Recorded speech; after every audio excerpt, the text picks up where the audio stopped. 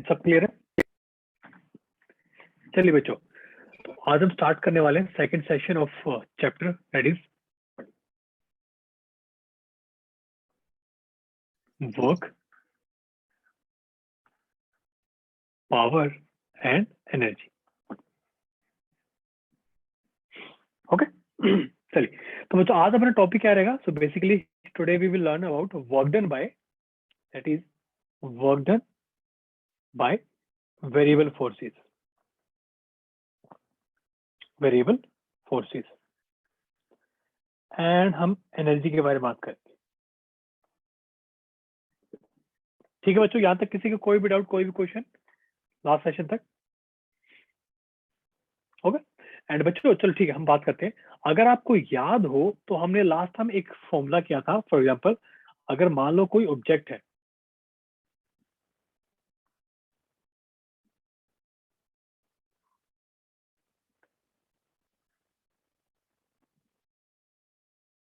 एक सेकेंड,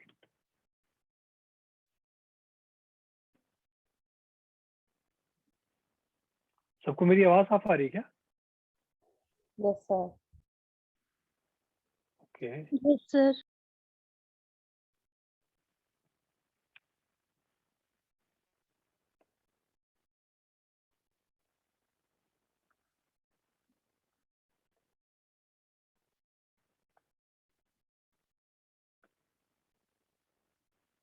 चलिए, तो बच्चों अगर आपको याद हो तो हमने लास्ट टाइम क्या बात की थी। मान लो कोई ऑब्जेक्ट है, ठीक है, अगर उसका डिस्प्लेसमेंट इस डायरेक्शन में हो रहा है एंड अगर हमने इस पर फोर्स लगाया इस डायरेक्शन में, तो बच्चों हमने वर्क डन का फॉर्मूला क्या लिखा था? So work done was equal to that is F vector dot S vector. ठीक है, हमने इसके बारे में बात की थी बच्चों। अब एक चीज सोच के देखो, मान लो अगर ये जो पाथ है, अगर मान लो किसी ऑब्जेक्ट का पाथ है, अगर वो पाथ टेढ़ा मेढ़ा हो, तो जो पाथ है अगर वो टेढ़ा मेढ़ा हो तो उसमें फिर क्या होगा? सर डिस्प्लेसमेंट तो स्ट्रेट लाइन में ही आएगा ना? नहीं, किसने बोला? देखो, मान लो आपने इस पे फोर्स लगा दिया ऐसे इस डायरेक्शन में, ठीक है, डिस्प्लेसमेंट कभी यहाँ हो रहा है, कभी यहाँ हो रहा है। फोर्स कहने का मतलब क्या बच्चों, तो अगर यहाँ पे देखो ये चीज चेंज हो रही है तो angle between displacement and force factor वो भी चेंज होगा। ठीक है, तो बच्चों हम ऐसे केसेस में क्या करते हैं, हम पूरे पाथ के बारे में डिस्कस करने के बजाय हम क्या करते हैं, हम एक छोटा सा पाथ लेते हैं, बिल्कुल छोटा पाथ लेते हैं। सो बेसिकली बच्चों, ठीक है, अभी हम बात कर रहे हैं सो work done by variable forces. Work done by variable force मतलब एक ऐसा force, variable force means its magnitude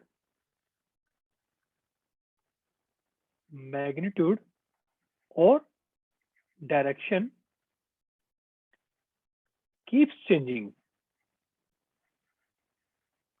keeps changing।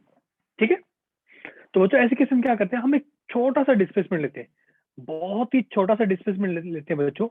देखिए, तो अगर हमारा जो डिस्प्लेसमेंट बहुत ही छोटा है, मान लो डीएस है, तो हम छोटे डिस्प्लेसमेंट के हम फोर्स को कांस्टेंट मान सकते हैं ना, छोटे डिस्प्लेसमेंट के लिए।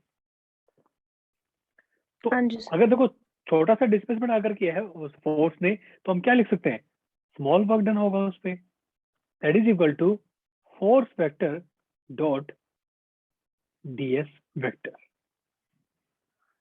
ठीक है, अगर हमें पूरा इसका वर्क चाहिए पूरे पाथ के लिए, हम क्या करेंगे, हम इसको इंटीग्रेट करते हैं, that is equal to F dot DS. ये बात किस किस को समझ आई? Yes sir. लास्ट टाइम हमने जो बातें की थी ना बच्चों, लास्ट टाइम हमने जो बातें की थी, हमने उसके बारे में, वो था हमारा कांस्टेंट फोर्स। फोर्स क्या था? कांस्टेंट फोर्स था। अब यहाँ पे हमारा वेरिएबल फोर्स है, तो उस केस में हम क्या करेंगे बच्चों, we will integrate over the path. Clear? यहाँ तक किसी को कोई भी डाउट, कोई भी क्वेश्चन यहाँ तक? No sir. चलिए फॉर एग्जाम्पल मान लो, मैं आपको छोटा एग्जाम्पल देता हूँ। देखो एक छोटा एग्जाम्पल लेते हैं, ठीक है। मान लो अपना जो फोर्स है, तो फोर्स वेक्टर है, मान लो वो ऐसे है, F X I cap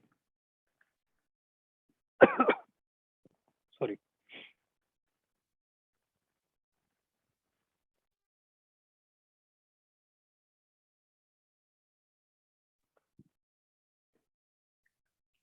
F Y J cap and F Z के कैप, ठीक है। एंड अपना जो डिस्प्लेसमेंट वेक्टर है वो है D X I cap plus D Y J cap plus D Z के कैप, ठीक है। यहां तक किसी को कोई भी डाउट, कोई भी कंफ्यूजन? अब देखो, अगर बच्चों डी डब्ल्यू निकालेंगे तो वो क्या है, इससे dot product of F vector dot D S vector. आप जब इनको डॉट प्रोडक्ट करोगे तो बच्चा आप सबको याद है ना कि हम सिर्फ आई और आई को साथ में प्रोडक्ट करेंगे, जे को जे के साथ प्रोडक्ट करेंगे। क्यों? अगर हम बाकी हम करेंगे ना तो क्या हो जाएगा, एंगल उनके बीच में 90 डिग्री होता है तो वो उनके वैल्यू क्या आएगी, 0। याद है ना सबको? Yes sir. Yes sir. तो ये तो अपने पास क्या आ जाएगा, F X D X plus F Y D Y plus F Z D Z. तो टोटल वर्क डन क्या हो जाएगा बच्चों, integration of D W. So we can say integration will be F X D X. बच्चों जो मैंने x लिखा ना, ये एक्स इसके नीचे है, बेस में ही है फोर्स के, मतलब क्या, that component of force which is along x और वाई डायरेक्शन डी वाई। इन सब का इंटीग्रेशन आप कर सकते हो, तो आपको क्या मिलेगा, आपको पूरा फोर्स मिल जाएगा, सॉरी पूरा वर्क डन मिल जाएगा ओवर दी पाथ। ये बात किस किस को बच्चों समझ आ गई है?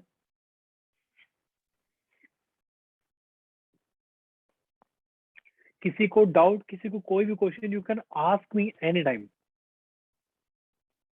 यस सर, समझ आ गया। Should I repeat this one, और ये क्लियर हो गया?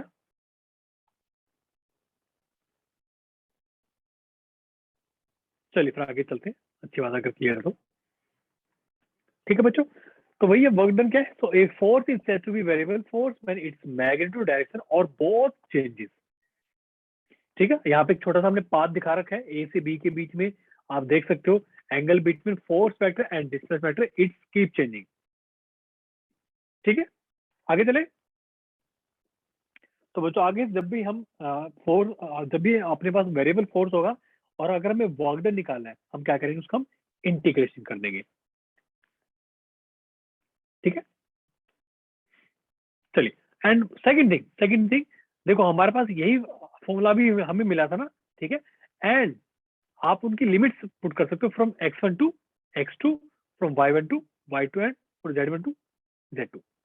अगर इन केस, अगर किसी भी फोर्स में अगर मान लो एफ वाई है ही नहीं, एफ वाई 0 है, तो इन दैट केस क्या हो जाएगा, work done from point A to point B, ये क्या हो जाएगा, F X D X value from x1 to x2, initial value of x1, sorry, initial value of x to final value of x plus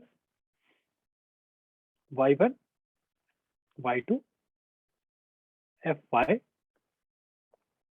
dy। लेकिन ये तो 0 है, इसको आप 0 पुट कर दो, then z1 to z2 f z dz। सबको बात समझ आ गई? चलिए इसमें Yes. क्वेश्चन करते हैं, छोटा सा क्वेश्चन देखिए क्या बच्चों। So a particle moves along the x-axis from x is equal to 0 to x is equal to 5 meter under the influence of a force given by F is equal to 7 minus 2x plus 3x square Newton. Find the work done in the process. चलिए बच्चे ये वाला question solve करते हैं जल्दी से। इस question को करने की ट्राई करो।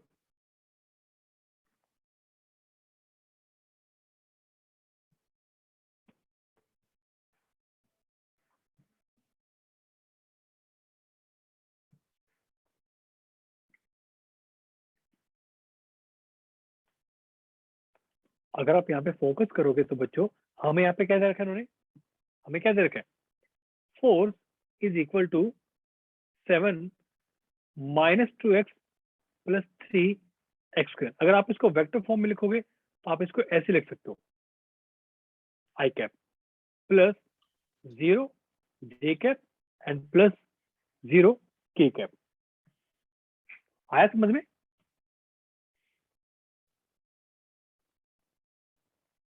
तो सबको समझ आ रहा है? एंड यस ds क्या हो यस जाएगा, sir. ds is dx I cap plus 0 J cap plus 0 K cap. तो बच्चों एक्चुअली क्या मैं आपको ना ये लिख के इसलिए दिखा रहा हूँ ताकि आपको प्रैक्टिस हो जाए, अदरवाइज आप डायरेक्टली लिख सकते हो। अगर अपने को वर्क डन निकालना है तो I can write work done that is equal to integration of F vector dot ds vector that is equal to dot product of F vector and ds vector. तो यहाँ से क्या आएगा अपना अपना यहाँ पे सीधा सीधा क्या आ जाएगा, 7 minus 2x plus 3x square dx, बाकी तो जीरो है। From integration from 0 to 5 metre. तो बच्चों 7 का इंटीग्रेशन क्या हो जाएगा, 7x 7x 2x का इंटीग्रेशन क्या होगा, x स्क्वायर। यस। तो माइनस क्या हो जाएगा, x स्क्वायर बाय 2 भी तो आएगा बच्चों। सर वो कैंसिल Yes. होकर x स्क्वायर हो जाएगा। बिल्कुल सही, बिल्कुल सही। Value from 0 to 5। So work done will be equal to 2 cancel, 3 cancel. So I'm writing again. So equation will be 7x minus x square plus x cube from 0 to 5. That is equal to 35 minus 25 plus 125. Answer कितना आ जाएगा, 135 joule. ठीक है, किस किस को यहां तक क्लियर हो गया है?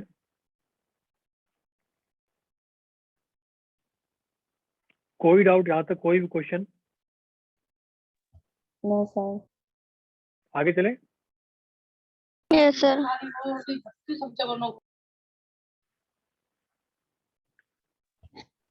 सर एक बार लास्ट वाली स्लाइड दिखाना। क्या कह रहे हो कीर्ति, क्या बोल रहे हो? सर लास्ट वाली स्लाइड, क्वेश्चन से पहले वाली स्लाइड। अच्छा ये वाली, यस सर। इसमें कोई डाउट है क्या?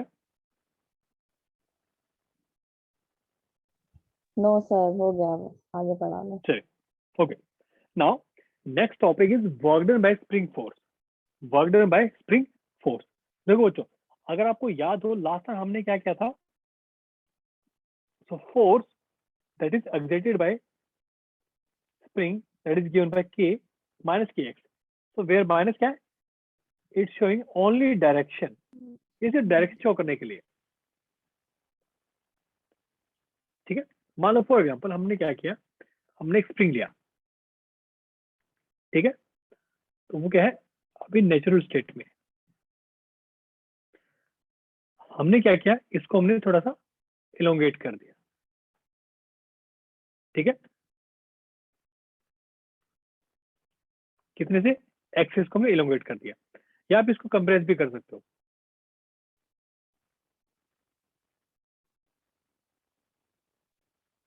एक्सेस, ठीक है, ओके। सो बच्चों अगर हम बात करते हैं, ठीक है, work done, so let me write here, yeah, work done by spring force। ठीक है, तो बच्चों देखो, मान लो हमने क्या किया, एक काम करते हैं, इसको हम छोटा सा क्या करते हैं, डिस्प्लेस करते हैं, छोटा सा हम इलोंगेट करते हैं dx। ठीक है बच्चों, अगर आपको याद हो तो फोर्स किधर लग रहा होगा, पीछे की तरफ। dx की वैल्यू किधर है भाई, जो स्प्रिंग फोर्स है पीछे की तरफ लग रहा होगा। अगर मुझे यहाँ पे निकालना है इस छोटे से डिस्प्लेसमेंट के, अगर मुझे वर्क निकालना है तो वो क्या हो जाएगा, एफ डॉट स्प्रिंग फोर्स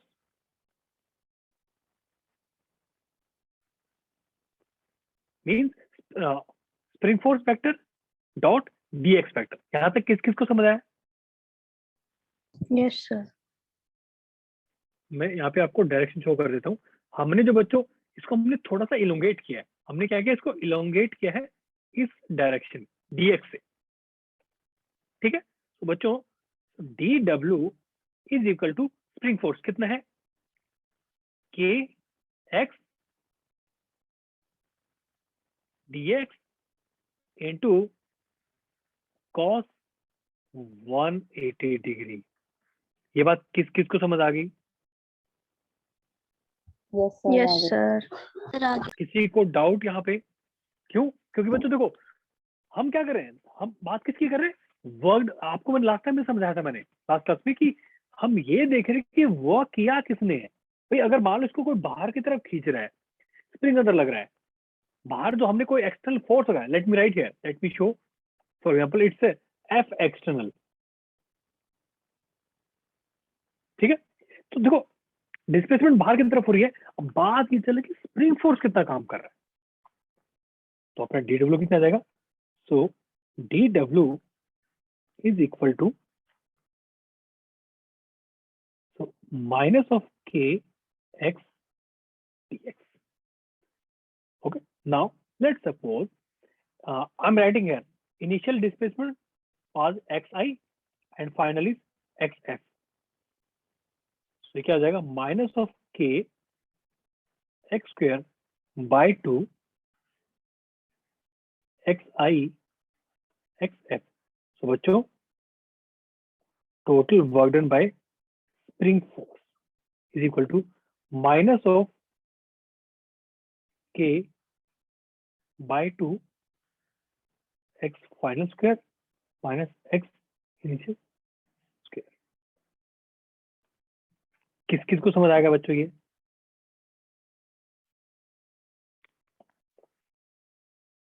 अगर आप सबको याद हो, आई थिंक आप सबको पता होगा, energy stored in a spring that is equal to half K X square. याद है सबको? आई होप सबको पता होगा कि energy stored in a spring किसकी इक्वल होती है, half K X square. Same वही तो आ रहा है। Yes sir. Yes sir. Yes sir. अगर आप इनिशियल, अगर आप इसके अगर मान लो कि इनिशियल जो स्प्रिंग था वो मान लो नेचुरल लेंथ पे था, मैं यहाँ पे लिख देता हूँ नेचुरल लेंथ, ठीक है। तो एक्स आई क्या हो जाएगा, x I means displacement from the mean position. Let me right here,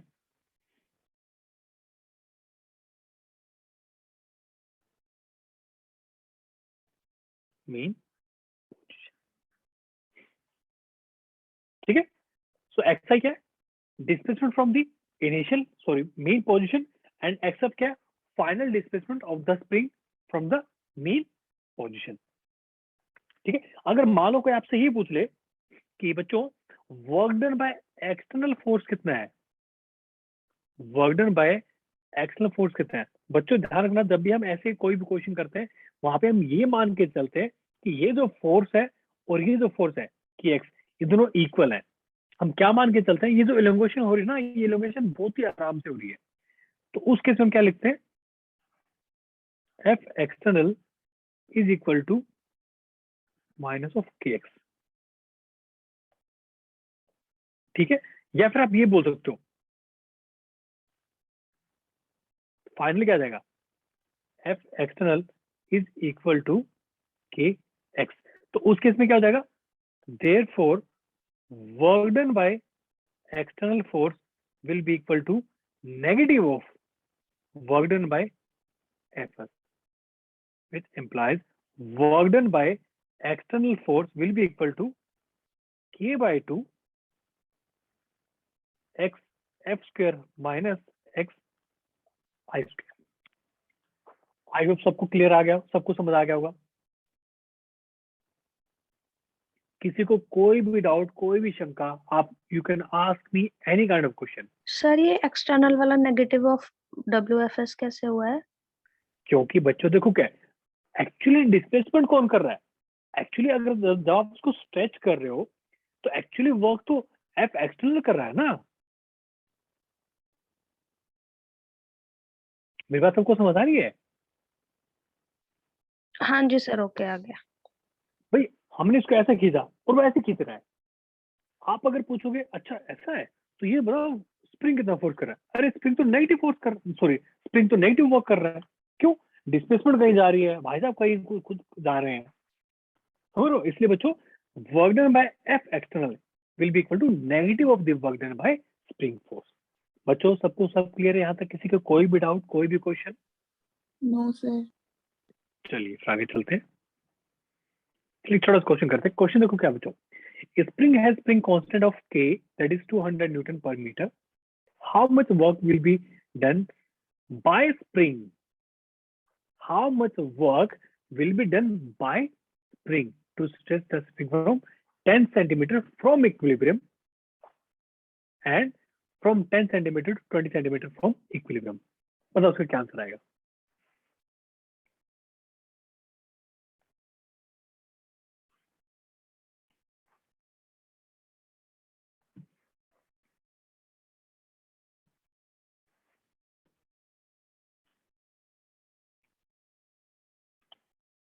बोलो बच्चों क्या आंसर आएगा? तो मैं पहले क्या कर रहा हूँ, देखो बाय द स्प्रिंग है तो मैं डायरेक्टली लिख रहा हूँ। So work done by spring force that is equal to minus of K divide by 2 final displacement minus initial displacement from the equilibrium. तो बच्चों क्या बोला इन्होंने? Work done by the spring to stretch the spring 10 centimeter from equilibrium means initial displacement was 0. क्यों? Because initially V in position पे था and final is how much? 10 centimeter or we can write 0.1 meter. later. So we can write minus of K की value कितनी है? 200 divide by 2 0.1 square minus 0, that is minus of 100 into 0.01, that is equal to -1 joule. I hope it's clear now. Yes sir. Yes, sir.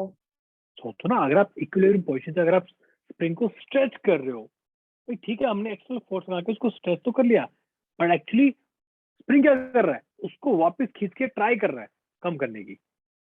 ठीक है। Similarly in second case from 10 centimetre to 20 centimetre from equilibrium. मतलब क्या बच्चों? Initially xi was 10 centimeter, x final is 20 20 centimeter. centimeter. So we can write it's 0.1 meter, 0.2 0.2. meter. So work done, it's B part, it's A part. So work done by Fs is equal to minus of 200 divided by 2, 0.2 whole square minus 0.1 whole square. That is minus 100, 0.04 minus 0.01. So answer will be 3 joule. I hope it's clear. Sorry, minus 3. Yes, sir. Minus.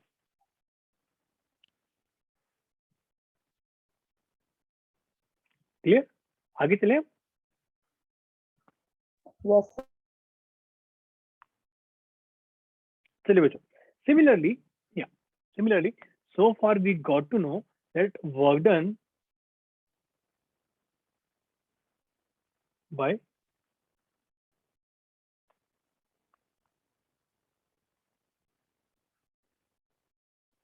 okay, let me write directly. Yeah. So work done is integration of dw, that is integration of f dot ds. तो बच्चों अगर मान लो अगर आपको graph दिया जाए, आपको graph दिया है force versus displacement, force versus displacement, और अगर आपको निकालना है क्या, work done from S1 to S2. So work done will be equal to integration of F dot ds from S1 to S2, and that is also equal to area under FS graph. ये बात किस किस को समझ आई है? Yes, sir. हाँ sir. भाई integration of F dot ds क्या होता है? एक्चुअली क्या होता है? Area under the FS graph from the given limit.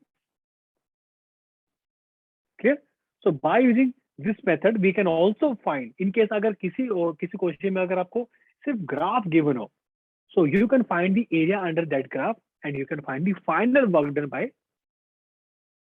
the force. Clear? यहाँ तक किसी को कोई भी डाउट, कोई भी क्वेश्चन? No sir. आगे चले? So this is how you can find. So basically we already know. I think सबको पता होगा इंटीग्रेशन कैसे निकालते हैं. कोई ऐसा बच्चा जिसको इंटीग्रेशन नहीं आता या जिसको ये, फॉर एग्जांपल यहाँ पे आपको एक छोटा सा उन्होंने एक शो भी कर रखा है, that is elemental area D, that is equal to F D X. I think ये बातें सबको पता होंगी. कोई ऐसा बच्चा जिसको नहीं पता ये सब चीजें? तो बच्चों graphically area under the force displacement curve is the work done. Clear?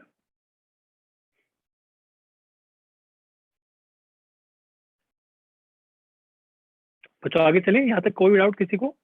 No sir. ठीक है, बस आपको क्या करना है, आपको बस लिमिट्स का फोकस करना है. आपको जो है लिमिट्स में फोकस करना है. No sir. Work done is F D X from x1 to x2.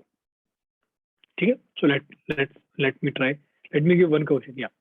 So question is, a 5 kg block moves in a straight line on a horizontal frictionless surface under the influence of a force that varies with position as shown in the figure.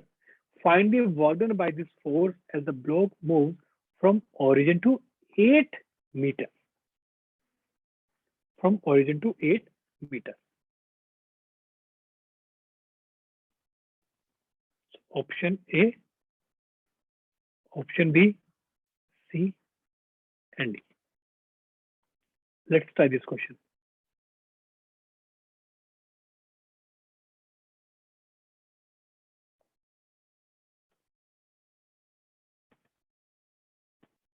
आपको बच्चों कुछ नहीं करना, आपको बस क्या करना, find करना. You have to find just area under the graph, लेकिन विद प्रॉपर साइन. आपको ये भी चेक करना है कि वर्क डन कहाँ पे पॉजिटिव है, कहाँ पे नेगेटिव है. Sir, 25. 25. ओके, चलिए देख. हाँ ईशा बेटा आपकी आवाज कट रही है एक्चुअली. सर 20. 20. ओके देखो, मान लो ये अपना A है, ये अपना B है और ये अपना C है. ठीक है, सो work done in area A कितना हो जाएगा? You can see area under the graph. तो एरिया कितना आएगा? 10 into 20, दैट इज 20 जूल. ठीक है, so work done in B, that is area under the graph, वो कितना हो जाएगा? Half into height. हाइट कितने? 10. बेस कितने? 4 minus 2. 4 minus 2, that is equal to कितना? 10 joule. Work done in C कितना हो जाएगा? हाफ इंटू हाइट कितनी है? -5 और बेस कितना है? 8 minus 6, that is equal to कितना होगा? -5 जूल. टोटल वर्क कितना हो जाएगा? 25. 25. आप सबको ऐड कर दो with proper sign. So 20 plus 10 minus 5, that is 25. Answer is B. Answer is B. किसी को कोई डाउट, कोई भी क्वेश्चन यहाँ तक? No, sir. क्लियर है? Yes, Yes, sir. sir. Yes, sir. चलिए आगे चलते हैं। या तो जो next topic is conservative and non conservative force. उससे पहले आपको एक टॉपिक बता देता हूँ मैं। देखो, फॉर एग्जांपल, या सो work done bye multiple forces.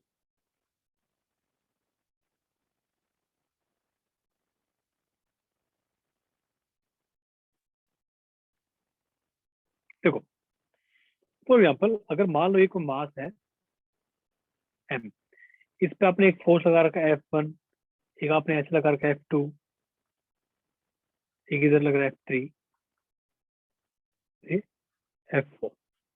Okay, so now total work done will be equal to work done by F1 plus work done by F2 plus work done by F3 and so on, plus work done by F and 4.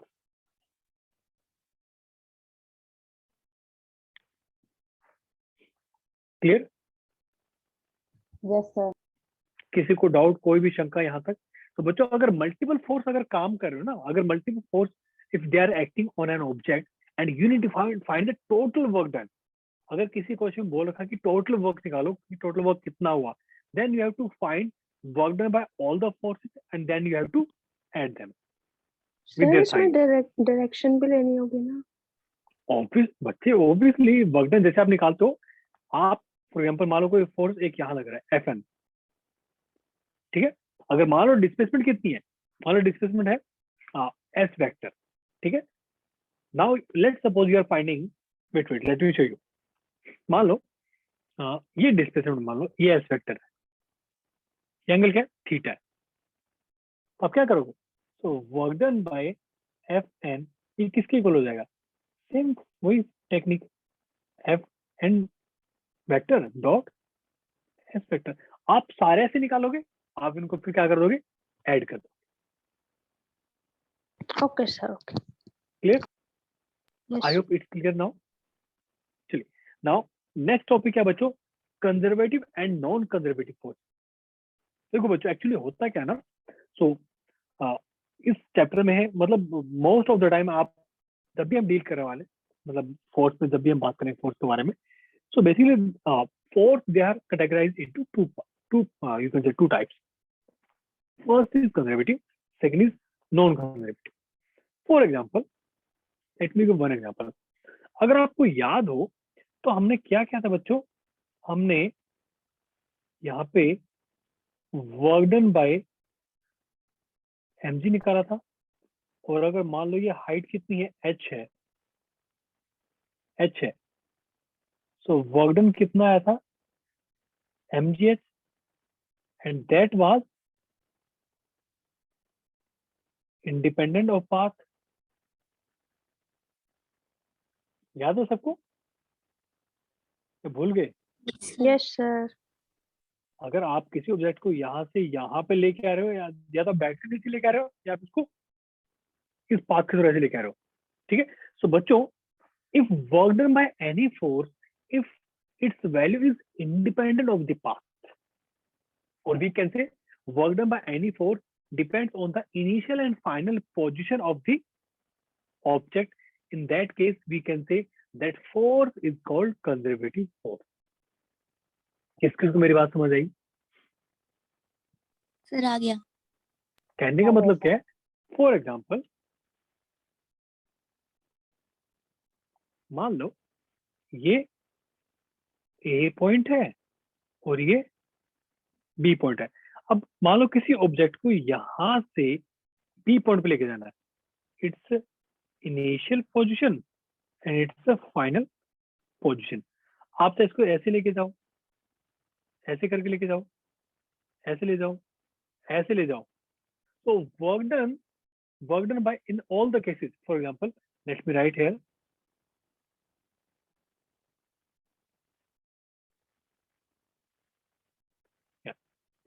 path A, path B, and C.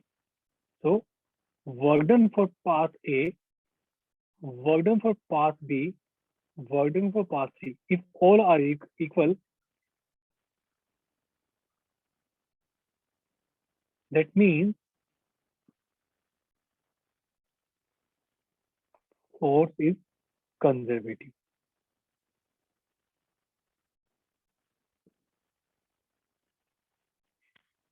Clear? किसी को कोई doubt, कोई भी question? Okay, so basically we proved by using gravity force. Okay, so basically I'm writing here, I'm listing conservative forces. कौन कौन से conservative forces जिनको आप जिनके बारे में सुनोगे आप? कंजर्वेटिव फोर्सेस फर्स्ट क्या है?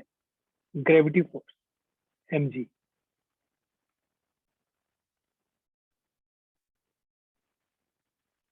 Second electrostatic force, I think सबको इसके बारे में पता होगा.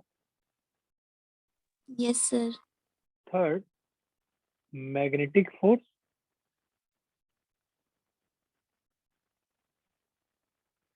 Fourth spring force.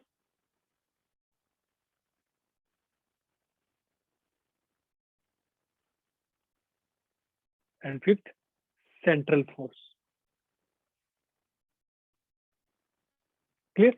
यहाँ तक किसी को कोई भी डाउट, कोई भी क्वेश्चन? बच्चों ये फोर्स है, जब भी आप इनको कहीं भी देखो समझ जाना आपको क्या करना है. आपको बस कोई टेंशन नहीं लेनी है कि कौन सा पाथ फॉलो किया इन फोर्सेस ने किसी ऑब्जेक्ट को एक पॉइंट से दूसरे पॉइंट में पहुंचाने के लिए. आपको उन पर फोकस नहीं करना, आपको फोकस क्या करना? इनिशियल एंड फाइनल पोजीशन पे. So these are the conservative forces. Clear? यहाँ तक किसी को कोई भी डाउट, कोई भी क्वेश्चन? No, sir. ठीक है. Now okay, so basically first statement क्या है? Force is said to be conservative in nature when the work done by the force is independent of the path followed by between any two points. So you can see here, so from A to B, first path, second path, third path, तीनों case में क्या है? Work done क्या है? Same. ठीक. Now in case अगर मैं second statement की बात करूं, जैसे ये हम first statement बात कर रहे हैं, for second statement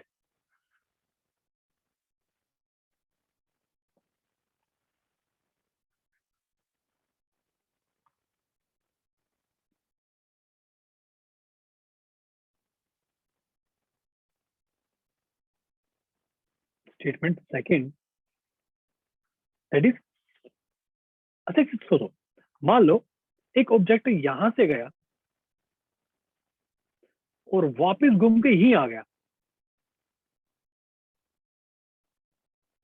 in that case work done क्या हो जाएगा? जीरो. अगर किसी फोर्स के केस में वर्क डन अगर जीरो हो रहा है फॉर ए राउंड ट्रिप और you can say for a circular path, in that case we can say that force is called conservative force. Okay, so बच्चों for a circular path work done by a conservative force is always equal to 0. Clear? Yes, sir. यहाँ तक किसी को कोई भी doubt, कोई भी question? ठीक है, चलिए. नाउ सिमिलरली नॉन कंजर्वेटिव इसका बिल्कुल opposite. Means for non conservative force work done by a non conservative force depends on the path, not on the initial and final position. For example, सबसे बड़ा example है, सबसे famous example क्या है? Friction force. Friction force. Why? Because बच्चों आप अगर यहां से यहां जा रहे हो, आपको अगर अपना को घर पे फ्रिज है, आपको वो एक रूम से दूसरे रूम में शिफ्ट करना है. ठीक है, अगर कोई आपको ये बोलते कि आपको एक दूसरे घर में शिफ्ट करना है, यहाँ पे कोई घर है, तो बच्चों क्या लगता है किस में ज्यादा जोर आएगा? फर्स्ट वाले केस में, सेकंड वाले केस में? Second. Because we already know अगर हमें जितना दूर लेके जाना पड़ेगा उतना ही फ्रिक्शन फोर्स हमें अपोज करेगा पूरे पाथ में. ओके, सो बच्चों the frictional force are non conservative forces. This is because work done against friction depends on the length of the path, not the initial and final position. किस किस को ये बात समझ आई अभी तक? Yes, sir. किसी को कोई डाउट, कोई शंका? Clear sir. पक्का क्लियर है? Yes sir. चलिए बच्चों देखो, एक तो क्या फ्रिक्शन फोर्स इसका एग्जांपल है, ठीक है। You can also right air friction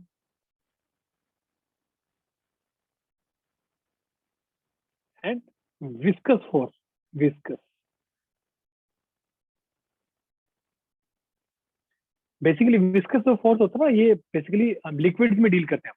तो हम लिक्विड में जब हम कोई भी मोशन देखते हैं, वहां पे विस्कस फोर्स को डिस्कस करते हैं, ठीक है। ये तीन फोर्स है, friction force, air friction and viscous force. Basically we can also say these are velocity dependent force। Sir air friction को एयर ड्रैग कहते हैं। बिल्कुल, आप एयर ड्रैग भी बोल सकते हो।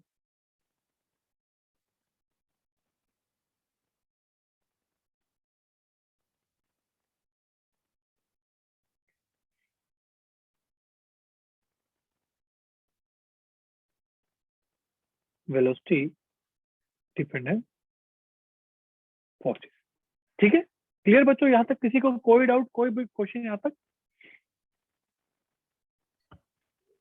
क्लियर है ना? यस चलिए सर। आगे चले। ओके, नाउ इन केस बच्चों, कई बार क्या होता है ना, कई बार एग्जामिनर क्या करते हैं आपको कंफ्यूज करने के लिए। देखो, अभी तक हमने क्या बोला कि अगर ग्रेविटी फोर्स है, स्प्रिंग फोर्स है, इलेक्ट्रोस्टैटिक फोर्स है, मैग्नेटिक फोर्स है, अगर सेंट्रल फोर्स है, अगर ऐसा कुछ है कहीं पे मेंशन है या फिर आपको स्टेटमेंट में क्वेश्चन में गिवन है, यू कैन एज्यूम कि इट्स अ कंजर्वेटिव फोर्स, ठीक है। इन केस अगर वहां पे ये सब नाम यूज करने के बजाय अगर वो इक्वेशन दे दें, अगर आपको इक्वेशन दे दें, then how you can find that it's a conservative force और नॉट। तो बच्चों उसके लिए फॉर्मूला होता है। फॉर्मूला क्या होता है? So del cross F vector, अगर ये जीरो है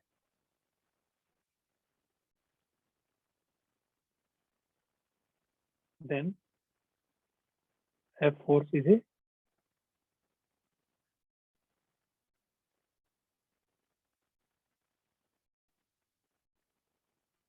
कंजर्वेटिव फोर्स। अब डेल वेक्टर क्या है बच्चों? डेल वेक्टर होता है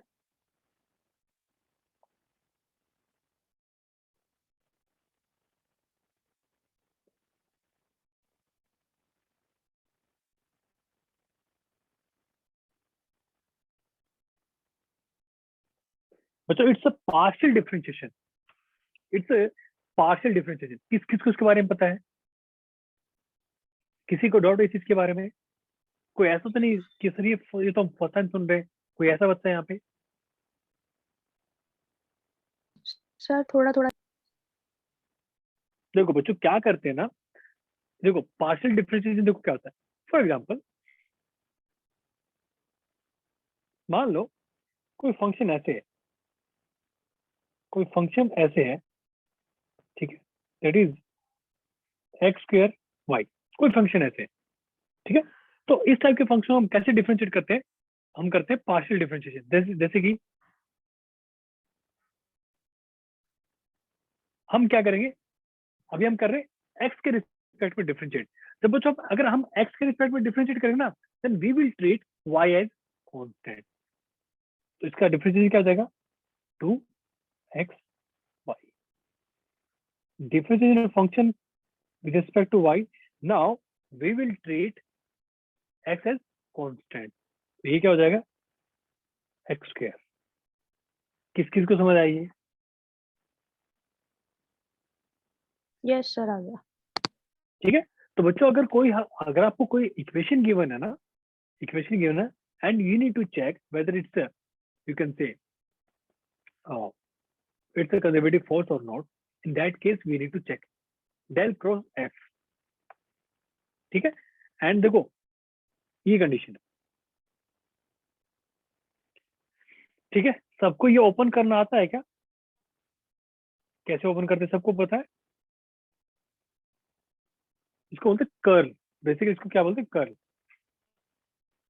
किस किस को ओपन करना आता है ये मैट्रिक्स? सर एक अच्छा, बार किस बता दो। ओके बच्चों देखो इसको कैसे ओपन करते हैं। देखो so we are finding del cross F vector, del vector cross F vector कैसे करते हैं। फर्स्ट ऑफ ऑल एक काम करो, आप सिलेक्ट करो इस रो को, इस रो को सिलेक्ट करो तो क्या आएगा, आई कैप ब्रैकेट लगा दो। अब आपने सॉरी इस कॉलम को सिलेक्ट करो, आपने इस कॉलम को सिलेक्ट किया तो क्या करो, इसको और इसको भूल जाओ। आप इसको भूल जाओ, मतलब क्या है, अब आपको इसको छेड़ना नहीं है। Now this multiply by this minus this multiply bye, so basically I will write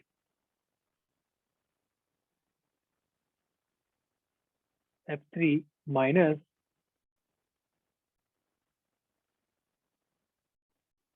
f2। Clear यहां तक किसी को डाउट। नाउ आप इसको सिलेक्ट करो, आप जब इसको सिलेक्ट करोगे अब आप क्या करो, इसको भूल जाओ। अब आप जो है इसको भूल जाओ। अब क्या है, अब देखो जब आप इसको जे को सिलेक्ट करो ना, आपको यहाँ पे माइनस लगाना पड़ेगा, माइनस जे। अच्छा चीज ये आई थिंक आपको पता नहीं क्या कैसे इनको खोलते हैं मैट्रिक्स को, 3 by 3। ओके मैं इसको रिपीट कर रहा हूँ।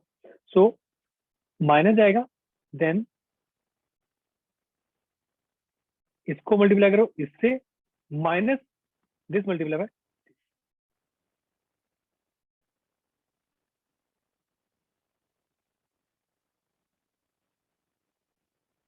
यहां तक किस किस को समझ आ गया।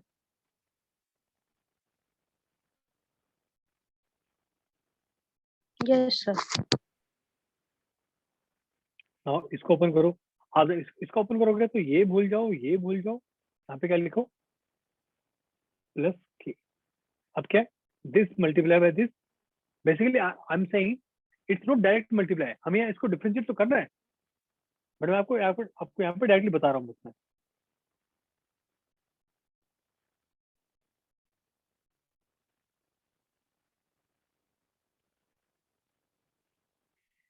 इसको हम ऐसे खोलते हैं, ठीक है। सो नाउ अब देखो इसको हम डिफरेंशिएट करेंगे, एक्स को डिफरेंशिएट करेंगे विद रिस्पेक्ट टू वाई। आपको याद नहीं करना, आपको बस याद यही रखना है। आप अगर बस ये याद रख लो ना, ये वाली चीज याद रख लो, बस आपको उतना ही करना है, बाकी इसका आपको खोलना आना चाहिए बस ये। ठीक है, इसका आपको ना एक क्वेश्चन करके दिखाऊंगा अभी। यहाँ तक किसी को कोई भी डाउट, कोई भी क्वेश्चन। No sir. आगे चले, यस सर। क्वेश्चन करते हैं। देखो क्या, तो question is the force conservative, is the force field conservative. देखो क्या करना है, अब ध्यान से आप देखते रहना, del vector cross F vector, ठीक है, आई जे के, ठीक है।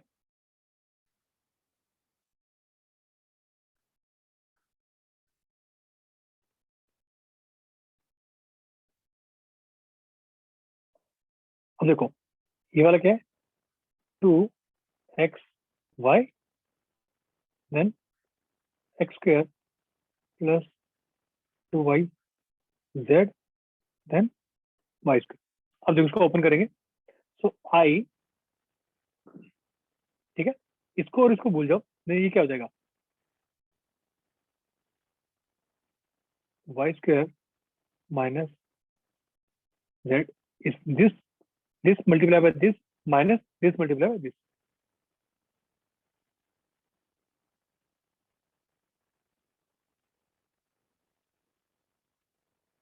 माइनस जे, ठीक है,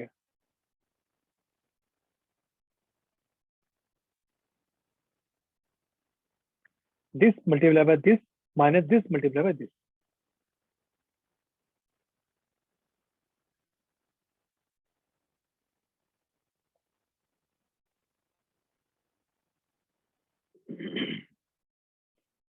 ठीक है, इसको दिस मल्टीप्लाई बाय दिस कितना हो जाएगा,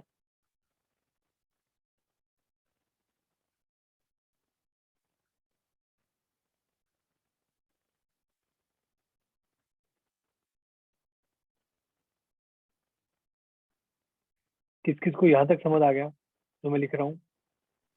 आ गया सर। आ गया सर। ठीक है, अब देखो जब आप इसको डिफरेंशिएट करोगे ना बच्चों, देखो अब यहाँ पे थोड़ा फोकस करना। देखो differentiation of y with respect y square है, कितना हो जाएगा? i कैप इंटू क्या हो जाएगा? 2y। अब यहाँ पे देखो differentiation of x square with respect to z क्या हो जाएगा? 0। और इसका कितना हो जाएगा? 2y। ये माइनस 2y आ रहा है, minus j differentiation of y square with respect to ये dx है, डेल x कितना 0 है? 0 हो जाएगा। ये कितना हो जाएगा? ये भी 0 हो जाएगा। 0 माइनस 0 प्लस k का देखो आप। So differentiation of x square with respect to del x कितना हो जाएगा? ट्वाइस ऑफ x, बाकी तो 0 हो जाएगा। यहाँ पे देखो क्या माइनस 2, फाइनली क्या 0 आ रहा है। Yes it's a conservative force. कोई भी डाउट, कोई क्वेश्चन यहाँ तक क्लियर है? Yes sir. आगे चले अब? चलिए बच्चों, next topic is energy. I think इसके बारे में सबको पता है बच्चों। देखो हमने अभी तक बातें क्या की हैं? देखो अभी तक हमने बातें की है कि कोई फोर्स लग रहा है, किसी ऑब्जेक्ट पे कुछ काम हो रहा है। अगर मान लो मैं हूं, अगर मैं कोई वर्क कर रहा हूँ, मैं कुछ वर्क कर पा रहा हूँ। फॉर एग्जाम्पल आप आई थिंक अभी आप पता नहीं कितना गेम खेलते हो, कितना स्पोर्ट्स में एक्टिव हो, ठीक है। बट जब मैं अपनी बात करता हूँ, तो कई बार क्या होता हम संडे को जब स्कूल की हमारी छुट्टी होती थी, हम पूरा पूरा दिन क्रिकेट खेलते थे, मतलब बिना खाए। शाम को आते थे, आते ही घर पे लेट जाते थे। आप सोच के देखो अगर शाम को घर वाले बोल देंगे बेटा सिलेंडर लेके आ, आपको क्या लगता है? इतना खेलने के बाद आपको लगता है कि मैं सिलेंडर ला पाऊंगा? बट इंसान तो वही हूं मैं भाई, बॉडी मेरी वही है, मसल्स मेरी वैसी है, लेकिन कुछ ना कुछ तो मेरे अंदर कम है ना, जो कि सुबह था बट शाम को नहीं है। That is called energy, means capacity of doing work. Okay, so what is energy? It's a very basic definition, that is energy possessed by any body, okay? So that energy, it will be converted into a work. Clear? For example मैं आपको थोड़ा example देता हूँ। For example देखो ये, ठीक है। अब देखो ये ऐसे यहाँ पे रखा हुआ फोन, ठीक है। जैसे मैं इसको हाथ रखूंगा नीचे गिर रहा है। जैसे मैंने क्या किया, हाथ रहा है नीचे गिर रही है। अब नीचे गिर रहा है तो इसका मतलब क्या है? जो ग्रेविटी है बेसिकली क्या हो रहा है? Late me show you here.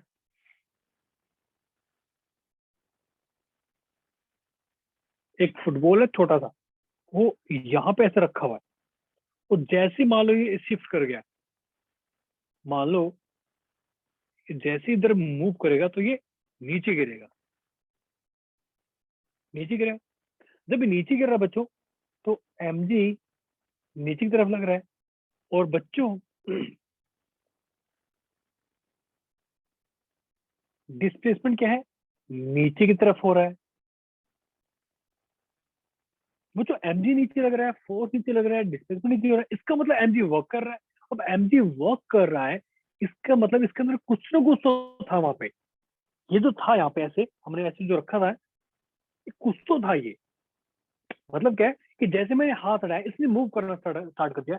इसका मतलब इस पोजीशन के जब ये था, इसके अंदर कुछ ना कुछ था, उसको हम क्या बोलते हैं? एनर्जी। क्लियर हुआ? ठीक है, तो बच्चों अगर हमारे अंदर एनर्जी होगी तो ही हम वर्क कर पाएंगे। तो बच्चों आई थिंक सबको पता होगा एनर्जी बेसिकली हम दो टाइप की डिस्कस करते हैं। फर्स्ट इज काइनेटिक एनर्जी,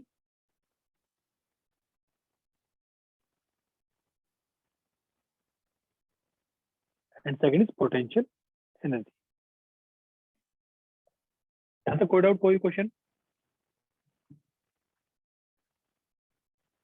ठीक है, यहाँ तक सबको पता है। चलिए अब अगर हम बात करते हैं काइनेटिक एनर्जी के बारे में, तो बच्चों आई थिंक सबको पता होगा, इसका फॉर्मूला तो बहुत ही सिंपल है, that is half m v square. mv So square. what is kinetic energy? So the energy possessed by any object because of its motion, or we can say because of its velocity, is called kinetic energy. Clear? Second Yes thing, sir. बच्चों, हम सबको पता है momentum क्या होता है, momentum is mass into velocity. अब अगर हम क्या करते हैं, अगर इसको हम मास को डिवाइड और मल्टीप्लाई कर दें ऐसे, तो हम काइनेटिक एनर्जी क्या ले सकते हैं, हम लिख सकते हैं ना p square divide bye 2m। तो बच्चों यहाँ से मोमेंटम की वैल्यू कितनी आ जाएगी, it's under of 2m into kinetic energy. तो ये अपना रिलेशन हो गया momentum and kinetic energy. Clear बच्चों, यहाँ तक किसी को कोई भी डाउट, कोई भी क्वेश्चन? No sir.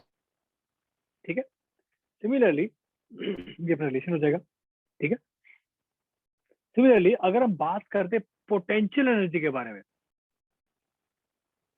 अगर हम बात करते बच्चों पोटेंशियल एनर्जी के बारे में, so potential energy, energy that is possessed by any object because of its shape, its position, because of its shape and position. For example, जब इसको यहाँ रखा था, जैसे मैंने हाथ लगाया नीचे करे, मान लो ये अर्थ है, मान लो ये अर्थ है, ये अर्थ है। अब अर्थ तो हिलेगी नहीं, ऐसे पड़ा रहेगा हमेशा, ऐसे पड़ा रहेगा। तो हम बोल सकते हैं कि अर्थ के अगर कभी अर्थ नहीं हिलेगी, हम बोल सकते हैं इसका कभी मोशन भी नहीं होगा। हम क्या बोल सकते हैं कि इस रेफरेंस लेवल पे एनर्जी क्या है इसकी, 0। Okay, so the energy that is possessed by any object because of its shape and position, that is called potential energy. अगर हम बात करते हैं ग्रेविटी की, फॉर एग्जाम्पल अगर हम बात करते हैं ग्रेविटी की, आपने अगर यहाँ कोई ऑब्जेक्ट रखा है, यहाँ इतने ऊपर आपने ऑब्जेक्ट रखा है और ये हाइट अगर मान लो कैपिटल एच है, तो हम बोल सकते हैं कि इसकी जो ग्रेविटेशनल पोटेंशियल एनर्जी, बहुत बच्चे क्या करते हैं, वो जो हम लिखते हैं ना ये mgh, वो इसको क्या मान लेते हैं कि ये पोटेंशियल एनर्जी है। बच्चों it's a one type of potential energy. For example अगर आप स्प्रिंग की बात करोगे, स्प्रिंग के अंदर तो हाफ केक स्क्वायर होती है, समझ रहे हो, it's a one type of, इसको क्या बोलते हैं, मैं यहाँ पे लिख देता हूँ, gravitational, it's a gravitational potential energy. यहाँ तक किस किस को समझ आया?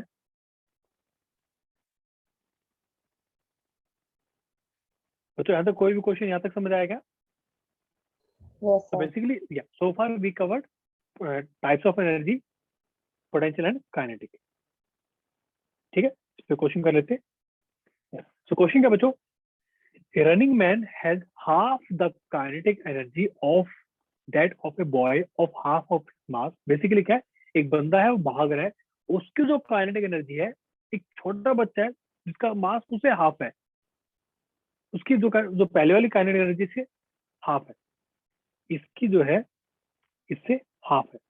ठीक है, अब उसने बड़े वाले ने क्या किया, उसने अपनी वेलोसिटी को 1 मीटर से इंक्रीज कर दिया, और जैसे उसने 1 मीटर से इंक्रीज किया, अब दोनों की जो काइनेटिक एनर्जी वो क्या होगी, इक्वल होगी। So we have to find the original speed of the man. Option A, option B, option C and option D. तो क्या क्या करते देखो बच्चों, अगर हम पहले केस की बात करें, हम इस केस की बात करते हैं। So half m v square man की एनर्जी है, और बच्चे की क्या है, हाफ m/2 v 1 स्क्वायर। ठीक है, now as per the question, half m square is equal to 1/2 of this one. In second case, half mass वही है, अब इसने उस वेलोसिटी को किससे इंक्रीज कर लिया, 1 से इंक्रीज कर दिया, और इसकी सेम एनर्जी है, हाफ m/2 v1। अब हमें क्या निकालिए, हमें निकालिए इसकी एक्चुअल वेलोसिटी कितनी थी, कुछ नहीं करना, इन दोनों को डिवाइड कर दो। तो डिवाइड करो क्या आएगा, v square divide by v + 1 का होल स्क्वायर आएगा, and that is equal to, ये कितना था, ये पूरा कैंसिल हो जाएगा, बचेगा क्या, सिर्फ हाफ ही बचेगा ना। अब देखो हम कैसे कर सकते हैं इसको। सो 2 इज इक्वल टू, आप एक इसको लिखो √2 लिखो, √2 ओके।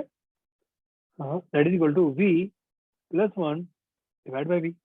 तो ये क्या हो जाएगा 1 plus 1 by v। So we can write 1 by v is equal to √2 minus 1 is also equal to v will be equal to 1 by √2 minus. So answer will be answer is C. Answer is C. यहाँ तक किसी को कोई भी doubt, कोई भी question अब, और everything is clear? Yes, sir. बच्चों यहाँ तक किसी को कोई भी डाउट, कोई भी question you can ask me. Clear सब कुछ?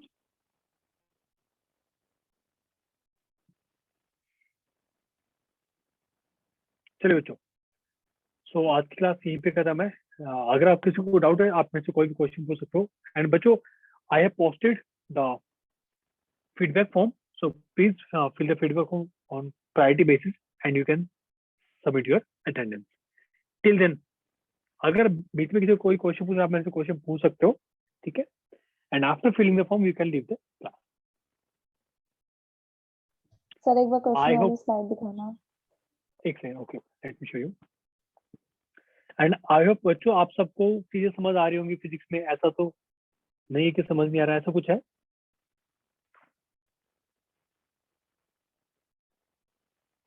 सबको चीजें क्लियर हो रही है फिजिक्स में? Yes sir. Okay okay.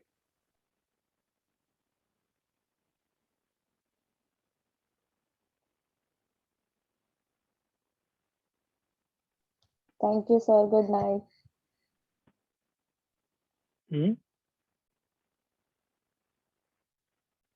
Clear now?